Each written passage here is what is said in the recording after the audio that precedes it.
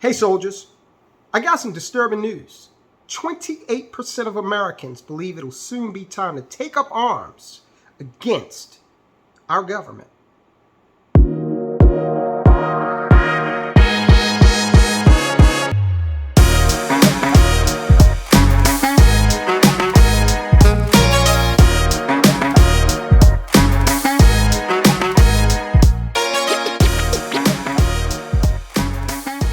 Now, you might be saying, hey, Tyrone, what's that got to do with my money? It's got everything to do with your money. Remember, the Bill of Rights was drafted as a document of liberty, in specific economic liberty.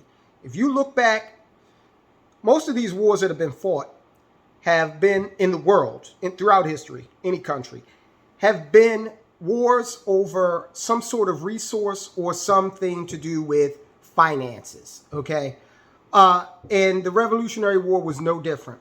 You got to remember, you had wealthy individuals like George Washington, who was a wealthy planter. General George Washington went on to be the first president. You know that guy? He was front and center. And one of the reasons for that was because he did not agree with the taxation regime that had been foisted upon the colonists by England. What was England doing to deserve the taxes that they were getting?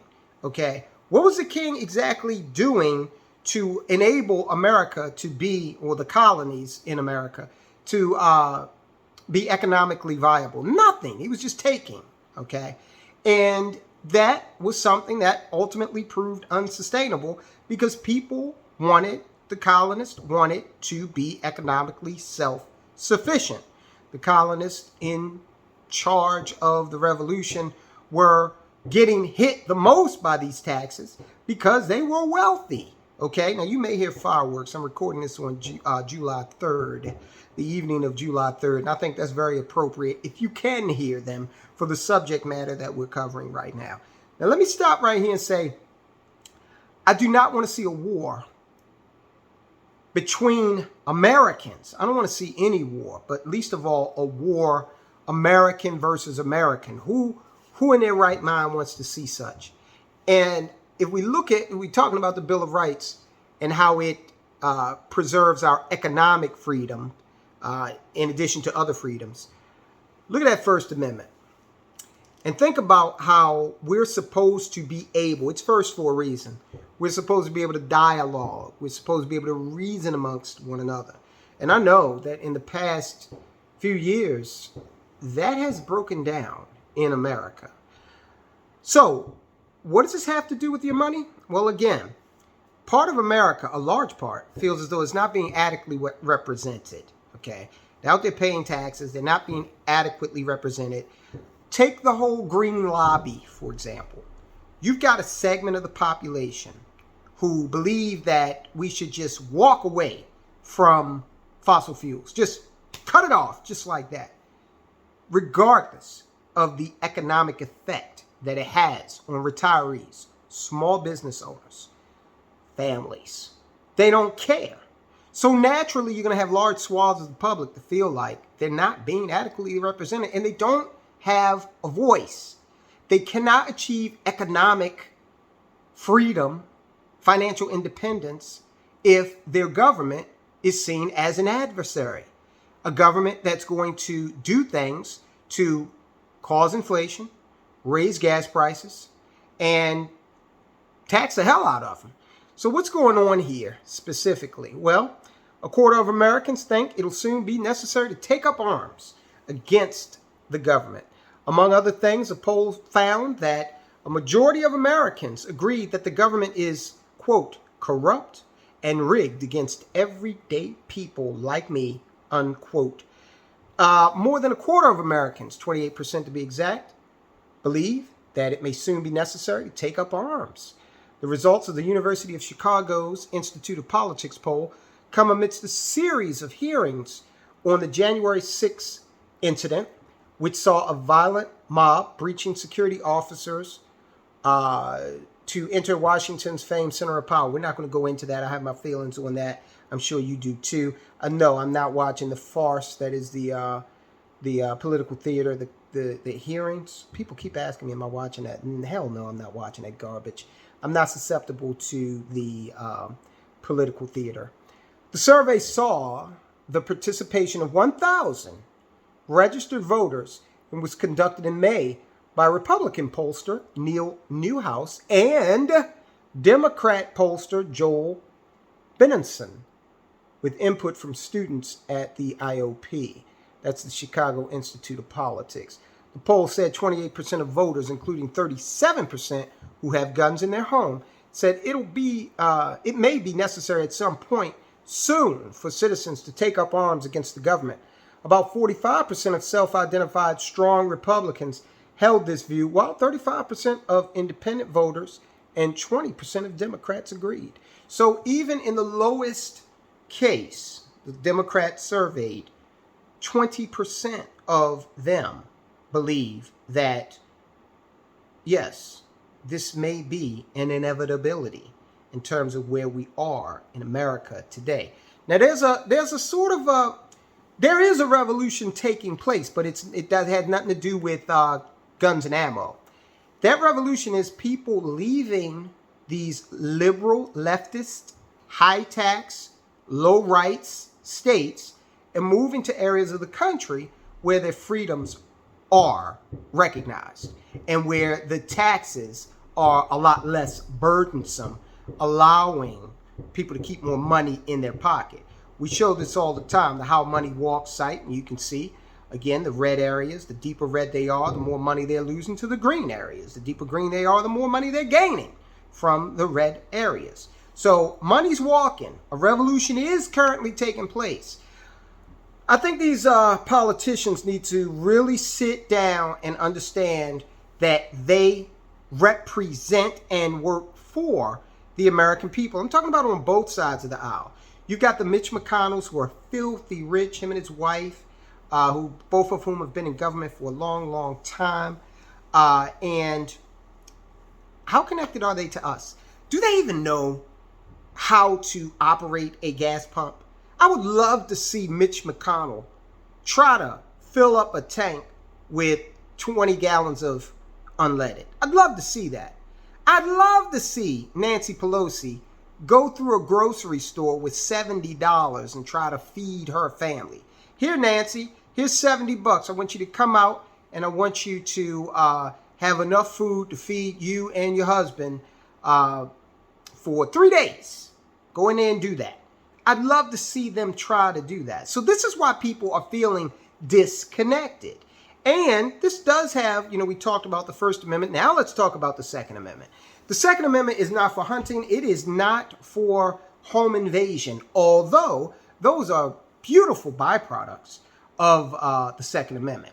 Because you might have to dispatch a savage if they come into your home and try to do harm to you and your loved ones. However, the intent of the Second Amendment is to dissuade, or discourage rather, government tyranny. And why is that? Let's just be honest. Because the founders understood.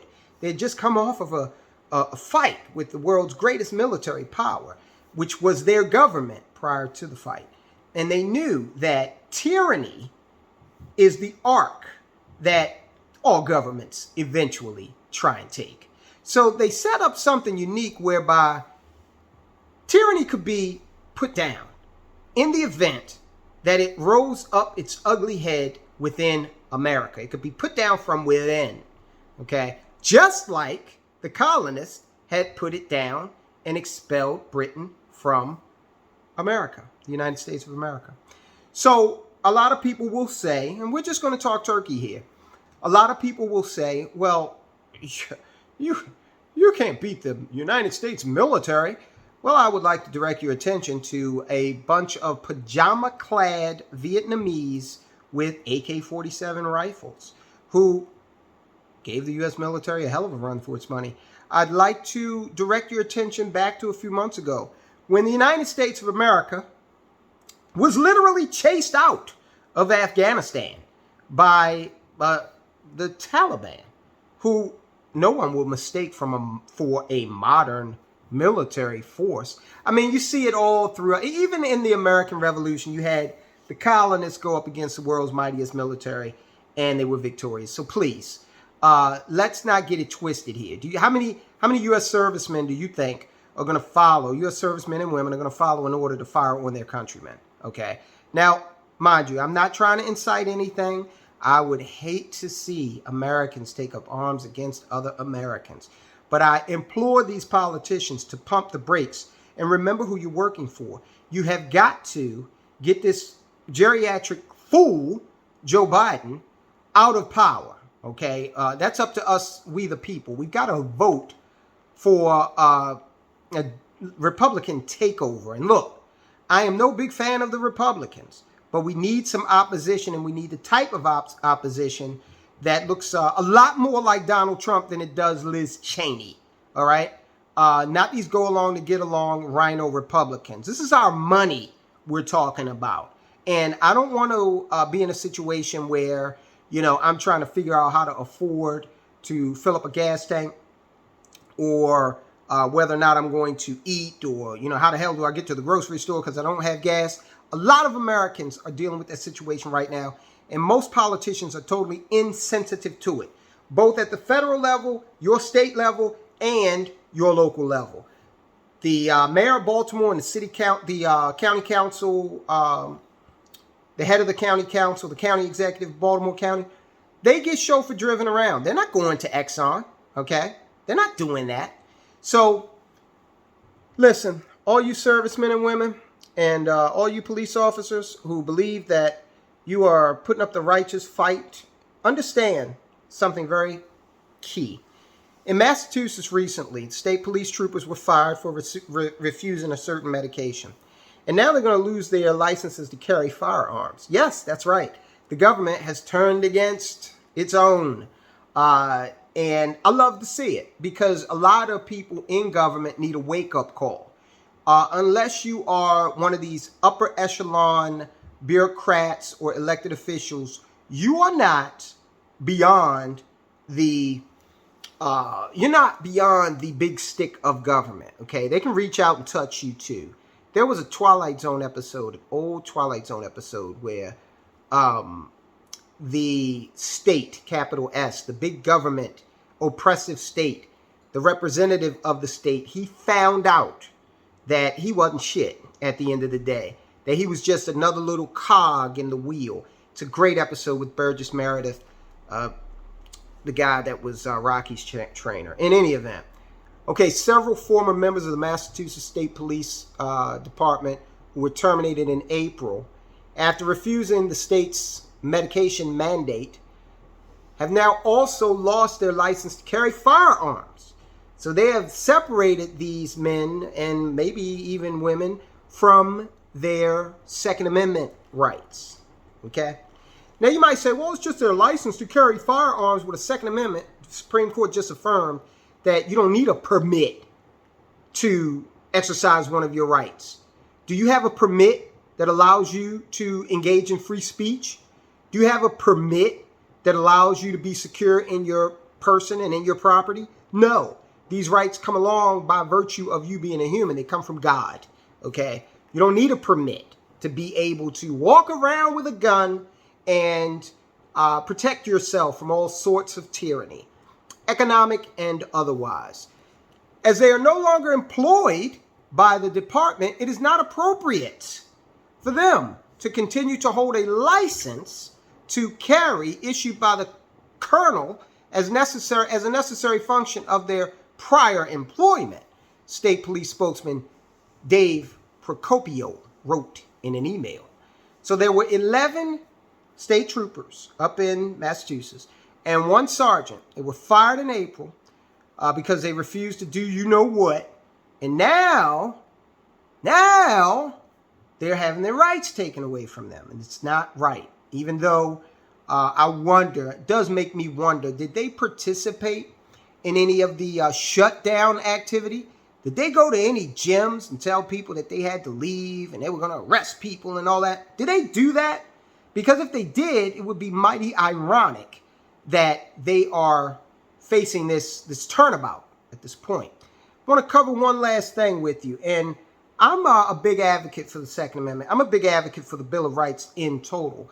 And the reason for that is because there was a time in this country where people were not afforded access to the Bill of Rights. They weren't recognized as humans deserving of rights. And then what happened was these people were enslaved. They were robbed of their economic liberty. They were robbed of their labor. They were forced to work, beaten, separated from their families, and treated worse than cattle. And that's because they did not have the protections of the First Amendment. So not only were they locked out of economic opportunity, but they were locked out of being recognized as human beings, worthy of being recognized as such. That is why I am so adamant about talking about these issues. The last thing I want to talk about is the governor of New York. New York, y'all got to do something because your representation is nuts, okay? Now, New York City is a basket case. They've gone back to, the pre-Giuliani 1970s, escape from New York type of thing, where it's just dangerous as hell. Okay, even the mayor says he wasn't prepared for this. It's worse than he thought. Of course it is, because your policies are bullcrap. But the governor of New York now says they're not going to abide by that Supreme Court ruling. In fact, they're going to put more restrictions on your ability to own a firearm, which is your Second Amendment right. Oh, if the slaves who were robbed of their economic freedom had only had some guns, then that situation would have ended. But they weren't able to, again, take advantage of that Second Amendment. So New York, they're doing the same thing to you right now. Whether you're white, black, Asian, Hispanic, gay, straight, nobody cares. They are restricting you from your Second Amendment right. And guess what they're saying? The governor, she said, I'm not even going to mention her name. She needs to lose her election. She said that what they're going to do is they need to see several years of your social media history in order to even consider granting you a license to carry. Now, if I was in New York and she watched this video, because YouTube is social media, I guess I wouldn't be, she wouldn't recognize me as someone who is deserving of a license to carry, okay? So who is going to make these determinations on what you say and whether or not the state accepts that as acceptable? So they're violating your First Amendment right. They're using your First Amendment right against you, violating the hell out of it, to restrict your Second Amendment right. Now, shall not be infringed seems pretty damn clear to me. But again, what does this have to do with money? Everything. Because if the government can consistently chip away at your rights, then their ultimate goal will be to quash your economic freedom, to destroy your ability to achieve financial independence, to make you a tax-paying serf who lives at a subsistence level, who is to follow the orders of whatever little government apparatchik that is running around in the bureaucracy writing orders at any given time. Okay, that's what a government ultimately, if you look at the history of all governments, throughout ancient, look at them throughout antiquity on up through, the Middle Ages, on through the late 19th, early 20th century. Look at how governments act. They are homeowners associations with militaries, okay? Imagine the worst homeowners association you possibly can. You know how the people on homeowners associations sometimes act. Multiply that by a factor of 100 and you've got most politicians. So, again, people, be careful who you vote for. Your vote is part and parcel of your economic freedom. You need to wield it wisely, okay? And I don't care if someone comes into your neighborhood, they come into your church and they kiss a few babies, they hum a couple of bars of a Negro spiritual. So what? What are you going to do in relation to my rights And how are you going to get the hell out of my way and let me continue to strive to be economically independent? Those are the questions that these politicians need to be asked. All right, guys, I'll talk to you soon.